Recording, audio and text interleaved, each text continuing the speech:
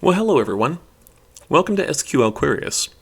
This tutorial is a series of short videos that cover SQL challenge puzzles and break down the steps of forming a great SQL query. If you're new to SQL, it's a database language that's simple to learn but difficult to master. If you think you might be interested in SQL but aren't quite sure, then you might be SQL Querious. Today's puzzle is going to be a little different than the past few in that we're going to be using multiple tables from the database, and we're going to be correlating the fields in the table and how they relate to similar fields in adjacent tables. And this is the basis of what's called relational databases. If I jump into a browser and start a tool called Apex, which is a database administration tool hosted from Oracle, it's over the web and access to it is free. You can actually get a free workspace with nothing more than an email and an invitation. We'll jump in here to our SQL workshop and into the SQL commands module. In here, I want you to consider a couple of tables. Let's do a select all from a table called students. Now, if I run this, we're going to get results that have columns that show the student number, the student name, and the student age.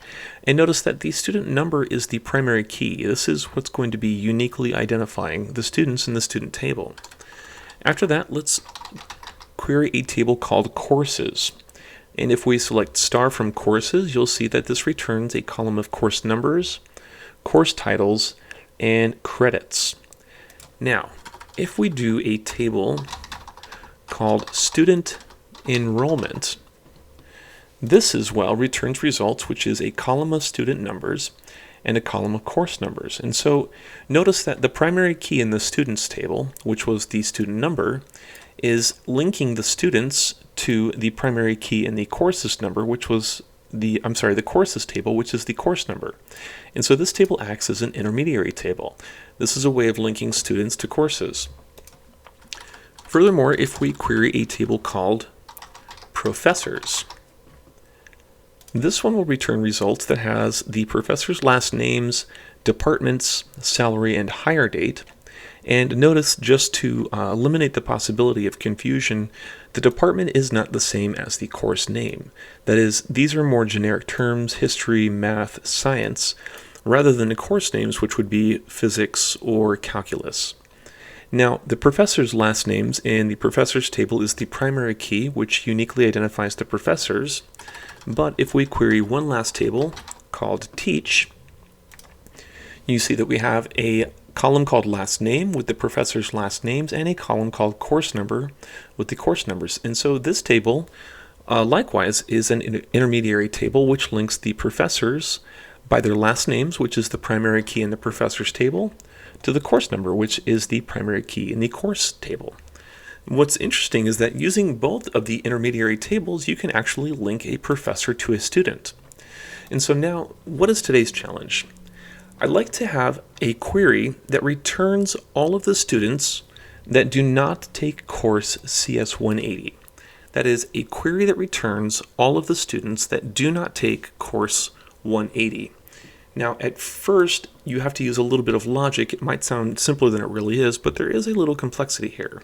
And so I invite you to pause the video for a few moments and take a minute to see if this is something you can try to solve yourself. Otherwise, we'll be right back in a moment with a hint.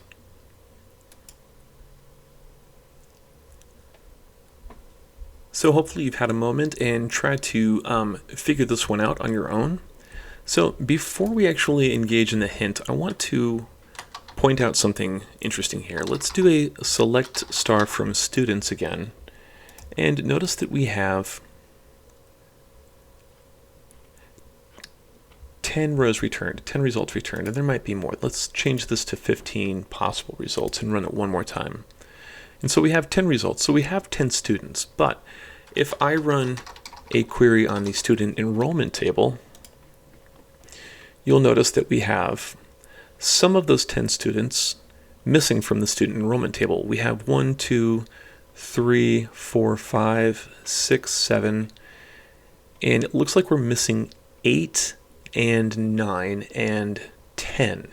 And so we have at least 3 students that are not enrolled in any courses.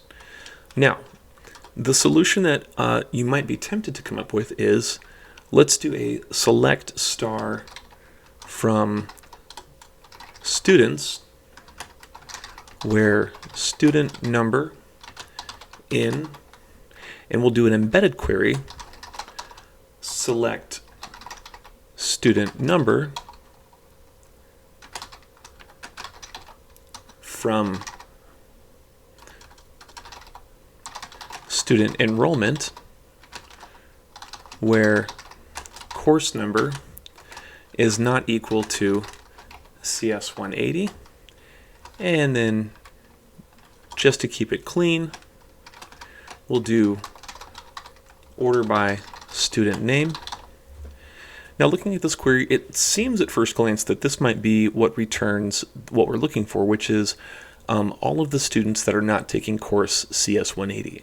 We have the embedded query that returns results of all of the student numbers from student enrollment where the course is not equal to CS 180, and from that we're going to select star from students, wherever that result lies within there.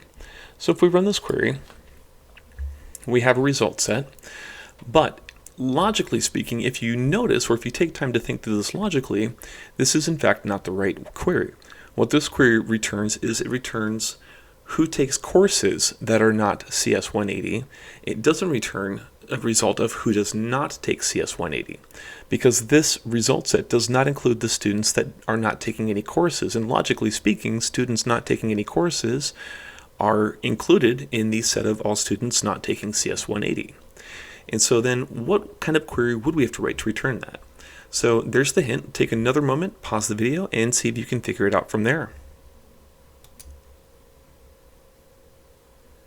So hopefully you've taken another moment and tried to solve it on your own.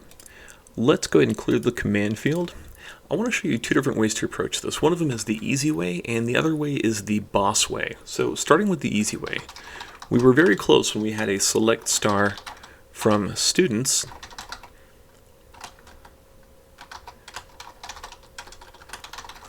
where student number, and rather than say in a subquery of student number from student enrollment where course is not equal to CS 180, we're going to say we're student number not in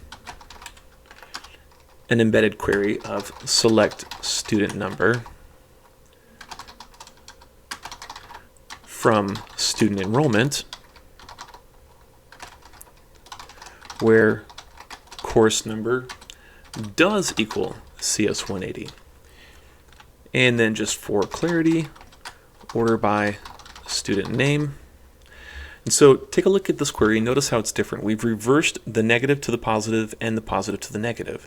Whereas before it was student number in the subquery of student number from student enrollment where course was not equal to CS 180, we've changed it to student number not in select student number from student enrollment where course number is equal to CS 180. And if we run that, we see we get the results that we're looking for. We have the students that are not in the subquery of student number from student enrollment of course 180, including the students that are taking no courses whatsoever. And so this is sort of the easy way to do it. Now let me show you the boss way to do it. We take this and we clear a command field and drop this down just a little bit because this is a lengthy command. So let's use some aliases. Let's do select s.student number, s.student name, and s.student age from students S. There's our alias. We're going to left join with student enrollment that we'll call SE on s.student number equals se.student number, and that's the relational part of the database. We're going to group by s.student number,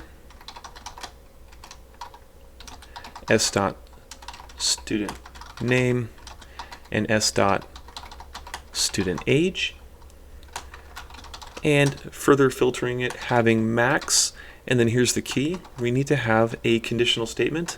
We'll do a case when se.course number equals CS 180, then 1, else 0, and set that call to the max equal to 0. Now, there's a lot going on in here, so let's break this down. Starting from the back and working our way to the front, we're going to make a case of whenever the course number in the student's enrollment course is equal to CS180, then return a 1, and where it's not, return a 0. And then in that case, we're applying an aggregate function of max and saying, give me the max that equals to 0, which is going to in fact be everywhere that the student course number does not equal 180, because where it does, it's going to return a 1. We're asking for a max of 0, and that's going to be in all of the cases where it doesn't return the CS180. And so that's going to be our filter using the having clause. We're grouping by student number, student name, and student age, just to keep that organized.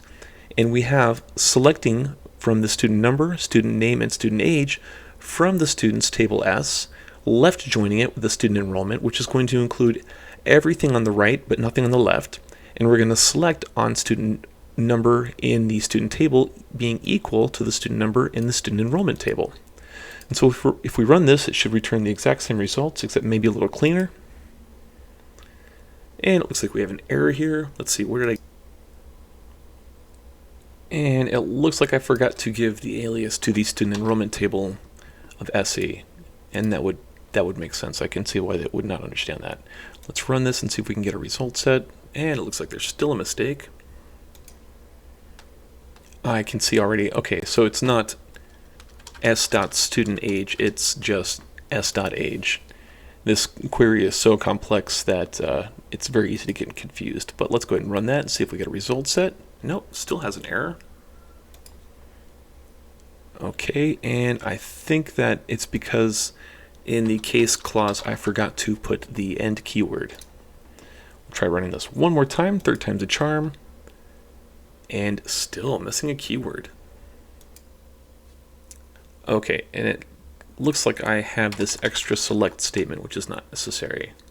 So we have select s.studentNumber, s.studentName, s.age from students table S, left joining it with student enrollment SE on s.studentNumber equals se.studentNumber. So that's the joining condition. Group by s.studentNumber, s.studentName, s.age, having max of a case when se.course number equals CS180, returning 1, else 0, end, and that max function equaling 0. Okay, let's see if I got it this time.